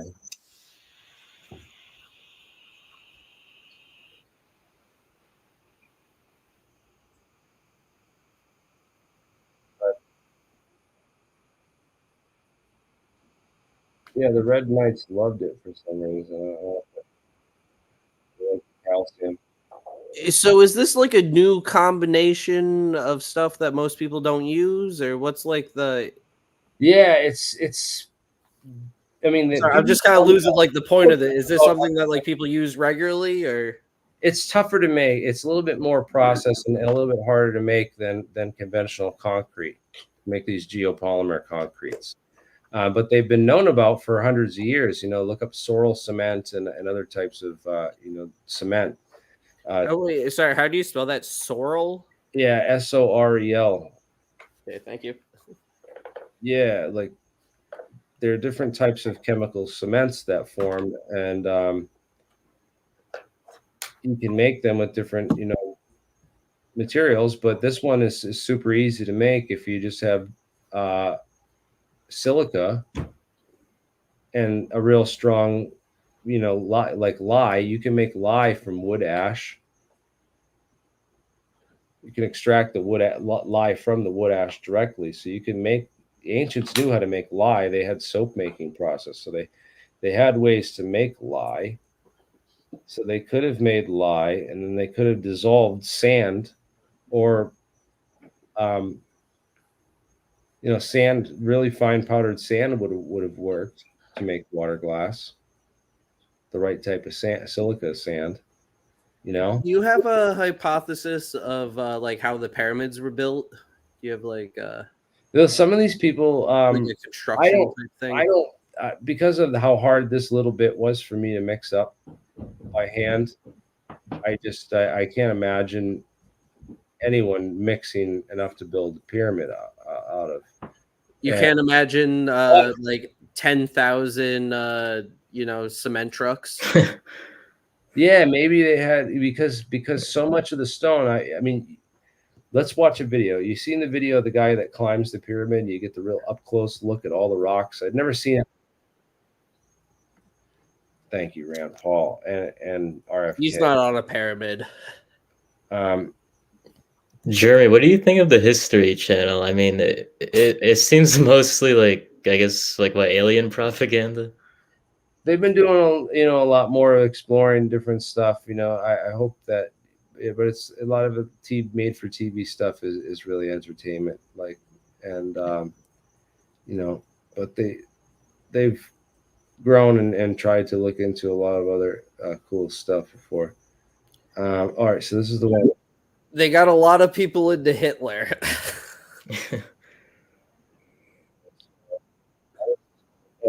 Right here, you can see the rocks. I never realized that. Not these ones, but these ones down low. You see how these ones look like either eaten away. Look how spongy those are. Yeah, Those look like coral. Cast rocks that were, partially. This is the way that if you had a cast rock, it would be partially eaten away. So I just really kind of weird how.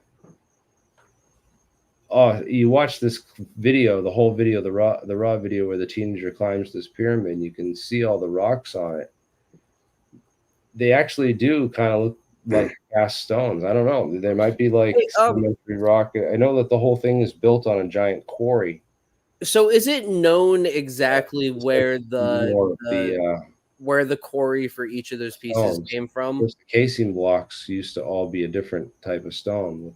It would have had to have been in proximity, I'm guessing. Well, a lot of people said they came from very far away. To think if they cast this in giant cement trucks, maybe they did. Jeremy, but it's still well, has anyone tracked down like where these blocks come from and the erosion on like where they came from and matched up a like little bit was for me to mix up of what I did. But yeah, they're trying to I don't like that the two parties are fighting each other back and forth. There's a lot of division because Trump's losing people by attacking Kamala's losing people by attacking Trump. And I like RFK because he's I'm not trying to steal your votes. I'm trying to remain neutral and just give people a third option. And I really like the idea that we could, if enough of us get together, we could smash the two-party system and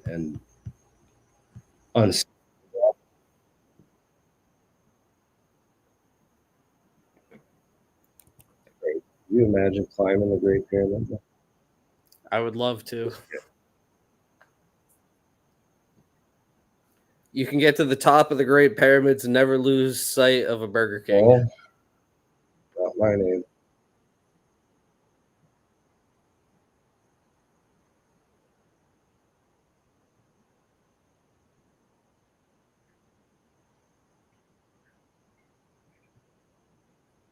They saw him. They spotted him.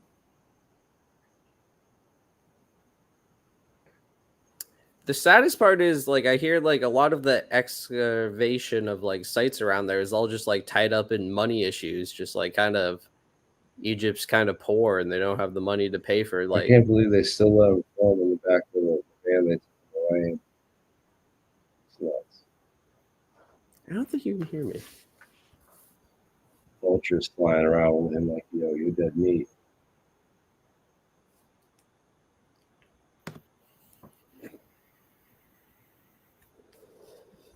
Yeah, it's crazy. The pyramids. I want to know why.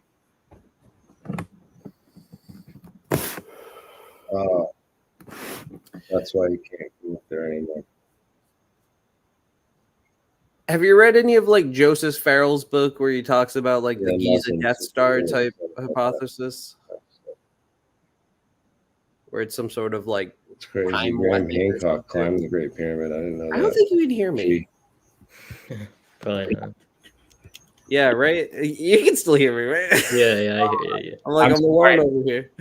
I'm sorry, man. My volume. I don't know how I got muted. Oh, there was a video playing and I muted it. And I couldn't- Yeah, it happened a couple minutes ago. I was like, I'm talking to myself. I'm sorry, man. It's late, man. You know, I'm gonna wake up at 6 a.m. tomorrow and go put up signs and banners on the freeway here for RFK. You got Monday off, little victory over Japan Day. No, I don't. But That's a shame because we won that war. no, I should see it. That'd be a great one to do. Monday would be get all the people going to work. Well, Jeremy, if you haven't already, I would recommend like reaching out to like your state lead for Rhode Island and seeing like what events they I already have. met him, man. He was at the meeting tonight. Oh, awesome. Yeah, and I got his number, and he actually gave me some banners to hang up. So Yeah, that's great because a lot of the merch it goes like right to the state leads, and it's basically just their job to like help put it up and hand it out. Once I told him I'm an expert at doing this, and I'll really help him, and he was like, yes, this is the guy, because he saw my stickers up already. So and they will definitely get seen. I'm going to make sure of that. We need to get him on the ballot, get him ballot access, and then if we can convince enough people, we tip that 25% mark, man, we're going to have critical mass, and we're going to win the first. We're going to topple the two-party system. And I think we can do it. This is the time to do it. And this is, if I didn't believe in this, I wouldn't be on this train. But I feel so like crazy about everything that's happening in this country right now. I cannot see another 4 years of going back to the same old bullshit. They need, people need to be held accountable. That we can't just keep kicking the can. How long ago was 9/11? Oh, 2001, 23 years ago. Yeah, they haven't been held accountable yet. Yeah, JFK. I would say just hold on. Just my personal opinion. I think it's still a long process, and I think we got to really hold in there. And it might not be this term, or no, I know it might be another 10 years. It might be another 20 years. It might be. It might not be until our children see the shit. I tell you what, we're gonna give them a run for their money this election, and with the RFK ticket, we're going. I really feel strongly in what he's about, what he's doing, man. If I didn't, I wouldn't support anyone like this, man. I don't believe in many candidates. I wanted to believe in Obama like this back in 2008, but Yeah, when I you were wrote him a supporting letter in Ron Paul, was school and he that kept bombing 2008? everyone. Yes, we can turn into yes, we scan. Hope and drone strikes. Right. But yeah, man, I was 2000. I think I was campaigning for Ron Paul, but you know what? I actually voted for Cynthia McKinney for like 2 of those elections. I think like 2008, because she was the Green Party candidate, so she was a third party candidate. Yeah, and they kicked her out Also, of Congress too. yeah, she was in Congress, and also a black woman. So it's like, Yeah. and then when I say I'm not voting for Kamala, I get called racist. I'm like, no, this nothing to do with the color of or how much melanin is in her skin. It's nothing to do with that. I mean, she questioned. I think it was Richard Myers about like the war games. That was incredible. Yeah. She questioned Rumsfeld. She grilled Cheney about DynCorp and there was a whole child sex trafficking connection that was connected to DynCorp, and that ended up being connected to the Jeffrey Epstein thing, and they like hushed it all up. Wait, sorry. Kamala was grilling. No, this is Cynthia McKinney. Oh, okay. Sorry. Congresswoman from Georgia. Can you say who is that? I don't know her. Cynthia McKinney is let's I want to play the clip for us all. We'll do I'm that. just saying. Also, your show is a great learning show. Just people like throw out stuff that I've never heard of, and I love going up and like Googling it, getting into like an hour of clicking around. Well, you're a bit younger than we are. I am. I know that. So this is this is something you missed. You were still in like elementary school when this happened. So Yeah, important Sandy Hook was around the way. I guarantee you the news did not tell you about this and did not share this with you, and they won't ever. But yeah, this was important, man. Mr. Chairman, Mr. Secretary, I watched President Bush deliver a moving speech at the United Nations in September 2003, in which he mentioned the crisis of the sex trade. The president called for the punishment of those involved in this horrible business. But at the very moment of that speech, DynCorp was exposed for having been involved in the buying and selling of young women and children. While all of this was going on, DynCorp kept the Pentagon contract to administer the smallpox and anthrax vaccines and is now working on a plague vaccine through the Joint Vaccine Acquisition Program. Mr. Secretary, is it policy of the U.S. government to reward companies that traffic in women and little girls? That's my first question. My second question, Mr. Secretary, according to the Comptroller General of the United States, there are serious financial management problems at the Pentagon, to which Mr. Cooper alluded. Fiscal year 1999, 2.3 trillion missing. Fiscal year 2000, 1.1 trillion missing. And DOD is the #1 reason why the government can't balance its checkbook. The Pentagon has claimed year after year that the reason it can't account for the money is because its computers don't communicate with each other.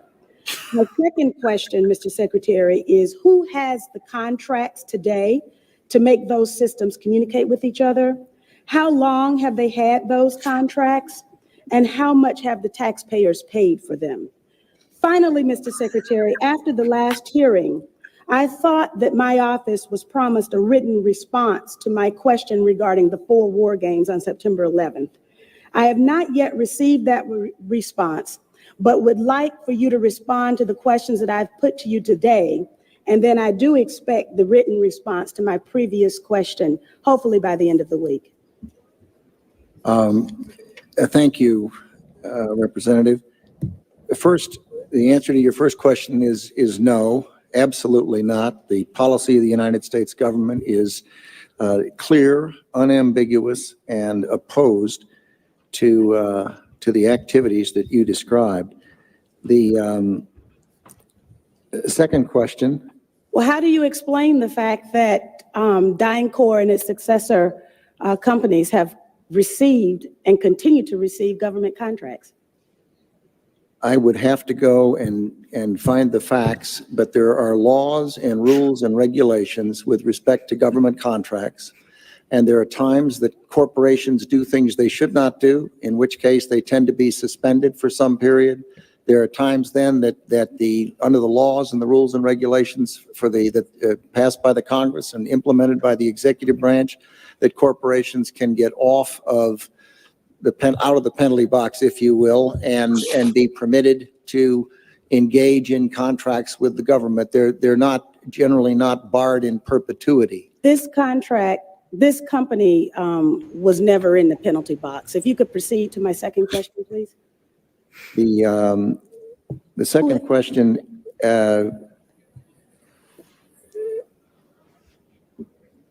I've forgotten what the second question was. I think Ms. Jonas knows it. Okay.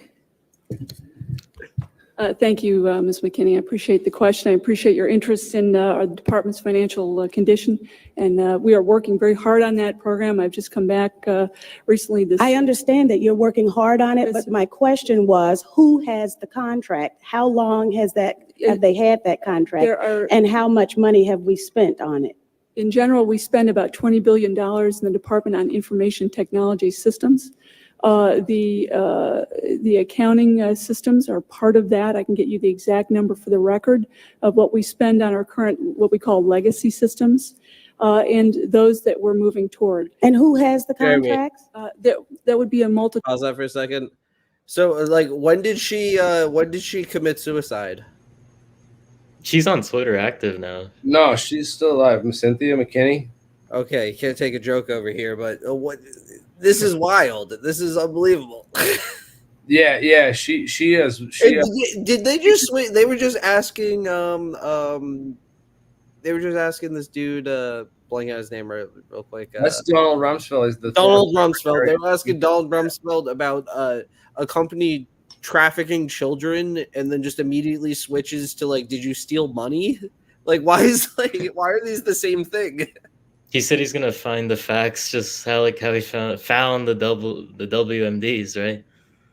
It's all related. She knew about it. But it's like even the prosecutor, like she's the prosecutor. She's asking them questions, but it's like, was your company fucking children or were you stealing money? They're the same level. It's like, all right, maybe those aren't the same level. Like, it's crazy, dude. What can you tell me? Maybe this is like, I'll look this up on my free time, but what was this company that she's asking him about that was sex trafficking children at the beginning, right? So that's called DynCorp. Yeah, who are they? They're a big good people. Contractor. Yeah, they're a huge defense contractor, believe it or not. And yeah, you can look into DynCorp and what kind of stuff that they do. Is DynCorp on your chart, Jeremy? Should be. I don't know. Maybe not on the 9/11 chart because it's not directly related to 9/11. Let's talk about the direct connections to 9/11 because I have. Change this photo of this woman. It looks really funny.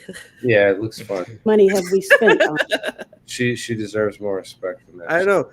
So she's still around. She was a senator. Is that Senate Congress? She's a congresswoman from Georgia, and she had ran for president as the Green Party candidate for two different times. I voted for her both those times because she's amazing, man. Could you imagine what year was that video from?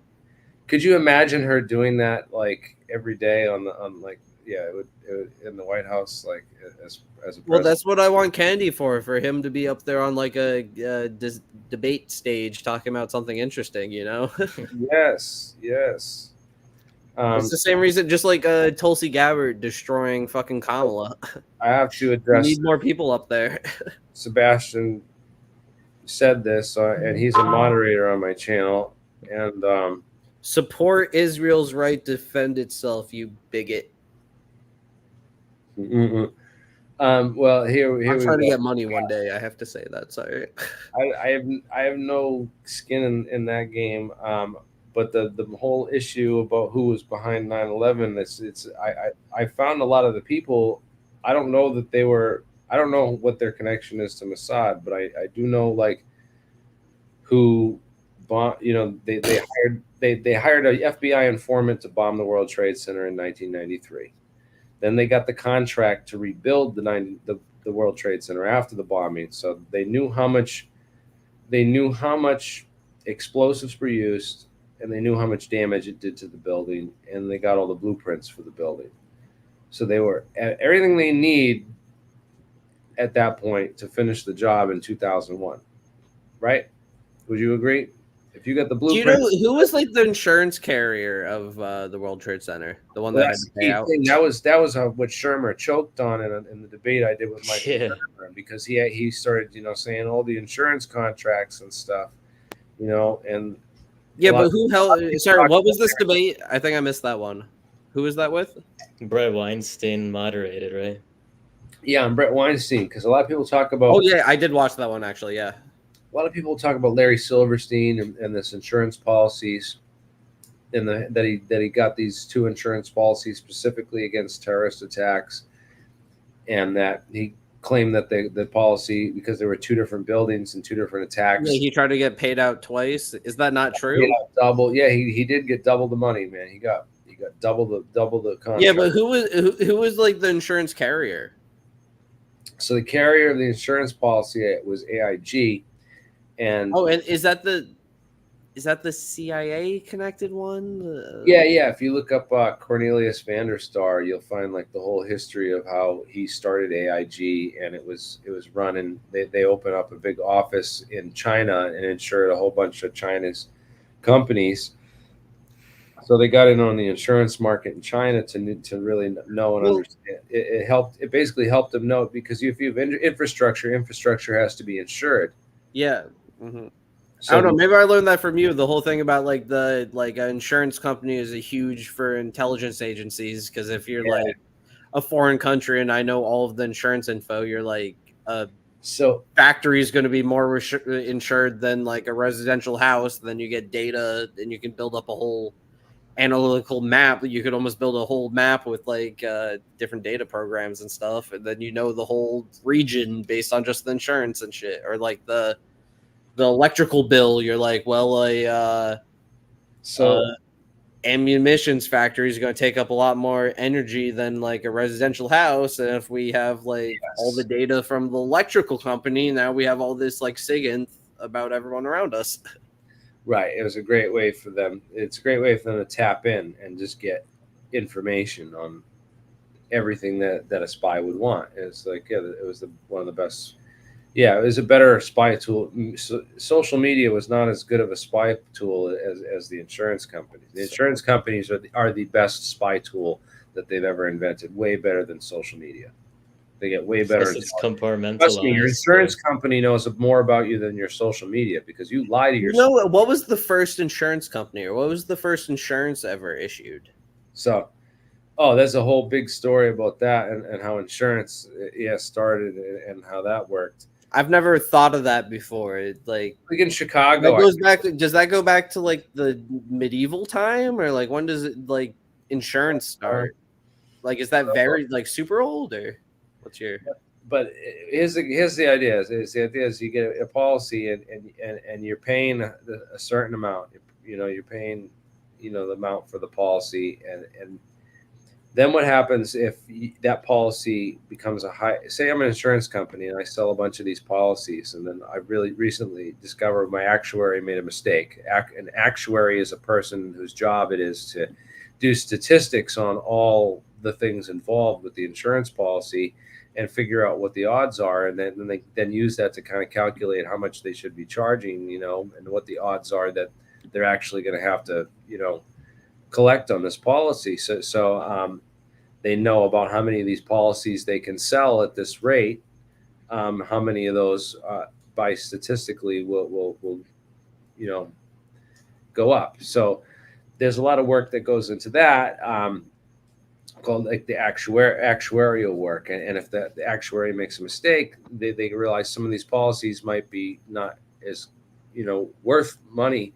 They can take those risky policies and then sell them to a reinsurance company. There's these companies that are reinsurance companies that all they do is buy these risky policies because they buy them at a cheaper rate, where they can make the money. They basically make the money, but they take more of a risk. That you can make more money, but you also have a high risk. And what happened in 2008 is AIG was convicted of running these reinsurance policy scams where they would, be able to know through insider information that these policies were, bad, and that they were reselling these to these reinsurance companies. And so there's this whole like mess that that AIG was involved in, and to think that they weren't doing the same thing with the World Trade Center policies on 9/11, because who really paid out on those policies, and where did those companies go? And it would have been quite easy for them to get a bunch of fake people or even real people that existed out there to create a bunch of these companies, these shell companies, to buy out the bad insurance policies, and then they take the hit and they just file a bankruptcy on the company, and it's its own person, it's its own entity, and it's like the penalty box. It's a slap on the wrist. Were there like a decent amount of people like shorting True Social or whatever, like Trump stocks and shit, right before the assassination attempt? Yeah, I don't know about the assassination attempt in the stock market with that. That's an interesting. I haven't done the research into I that. haven't either, so that's just something I heard. You know about the airline stocks, the American Airlines, United Airlines put options. Mm-hmm. Did you see that crash earlier today in Brazil? I think it was. That was wild looking, like just like for footage of an airplane. That thing was just spinning around, coming down. I've never seen footage of that. Of like it looked like a relatively big plane. I think they said I just saw on Twitter like it was like 85 people died, souls lost. That's nuts. Yeah, did you see the video? I'm gonna play it right now. Yeah, it's pretty wacky. Courtesy of CBS News. Jeremy, I don't know, just something interesting at one of the people that worked for the RFK campaign was like a distant cousin of Curtis LeMay. His last name was LeMay. Oh wow, that's wild. And he was, and we were talking to him about it, and he was like my grandfather's cousin or some bullshit. Like I don't know exactly, but he had the last name LeMay and was like, I'm related to Curtis LeMay. That's wild, dude. Was he? Yeah, he was there tonight. Yeah, he was there tonight. You left already, but he came up and was talking to us. And I actually got to cut this kind of short because I think I got to get going here soon. Yeah, but isn't that just a weird kind of a thing at the RFK rally? Is like a distant cousin of Curtis LeMay. We were asking him about you have any family stories or any interesting type things? And he was like, no, it's like a distant relative. Like, I don't know. We're kind of just brought up his name. Like, we're proud about it, like type shit. But I guess that's what you'd say if you knew some shit and didn't want to tell people. Interesting, man. That's wild. And then or it's just a coincidence. He was up from Georgia. He was like, I live in Georgia. I was lived in Rhode Island, moved down to Georgia, came back for the RFK campaign, but okay, kind of a strange connection to me. Well, we'll see, man. We're gonna meet all kinds of weird people, I'm sure, with this. There's gonna be all kinds of. If it gains the momentum, more momentum as it looks like it's going to. They're going to hire some interesting people to join. Yeah, I met you, and I think you're counter intel. Yeah. I mean, I'm covering up the Mossad connection, and I'm really Mossad spy. Jeremy, what do you think of John O'Neill and the whole Jerry Howard connection? Do you think they put John O'Neill there on purpose? Oh yeah, absolutely. I mean, he was the world's expert on Osama bin Laden, man. He was tracking all that stuff, man. Imagine if John O'Neill would have blew the whistle and talked. It'd have been like Anthony Schaefer on Rambo. Yeah. Well, it's like they kind of foresaw he would resign or step down, and I guess they made sure to kind of snap him right away and put him in the strategic location. I mean, of all places, he gets the job, as head of security. One sentence on who John O'Neill is. Yeah, it's crazy, man. They covered up the whole commission was nuts. I mean, John Gold posted some stuff today that I reposted about Philip Zelikow, and he fired this Dana. What's her name? Dana was one of this woman that was on the 9/11 commission staff, like, and she wanted these people subpoenaed and these documents, and he's like, oh, we can only do so much, we can't really, we don't have the funds, and we're going to get too much volume if we do all this. He basically limited the scope of the investigation. He's a criminal. It's right there in the commission documents and the history. He's the one that fired her and blocked the 28 pages release and all that stuff, man. Like, it's a sham. And Philip Zelikow should be arrested and held, accountable, in my opinion. But again, I don't speak for RFK or the campaign. This is just my personal opinions. So I got to. Oh wait, something I was thinking when we were looking at the congressional thing earlier. Does Congress have the ability? They can charge someone for not coming into Congress. Can Congress actually execute someone? Does Congress have the ability to like put someone to death? No, they wouldn't. It's a capital punishment is only be handed down by the judicial branch of government. Congress is the legislative branch. But aren't all the branches equal? Like, could they find a way? Like, Well, it's like a checks and balances. yeah, this is forms of checks and balances. But man, they all also go to the checks and balances of bank accounts and checkbooks. I was just thinking of like random ways you could get these untouchable people like to be accountable. Like, I'm like, can Congress do something like that? Because you can charge someone for contempt of Congress that puts them in jail, correct? Yeah, right? Contempt of Congress. Yeah, contempt. So yeah. could you like be like, instead we're going to put you to death because you're in contempt, like you're treasonous. They have to try you with it. Congress. They still have to bring you to the judicial branch and like bring you across the street from the congressional house to the courthouse. Yeah, and you're not going to get a Supreme Court that's going to really be going along with something like that. But I don't know. Yeah, man. Well, I'm sure you know that Rumsfeld actually stepped down, and it seems that the reason he did that was because of Mike Rupert's investigation into the whole Pat Tillman incident, and how that cover up went all the way up to the White House. And Mike Rupert always used to say that the best way to kind of nail these people is using their own words against them and not speculating. So yeah, even in his Truth and Lies of 9/11 movie, I mean, that's one of his main points of the lecture. So I think maybe that's definitely one of his biggest contributions. That's awesome, Baron. Spitting fire, fact. I'm glad people know this stuff and are aware of this information, man. You're giving me hope for this country again. Yeah, I'm glad we can.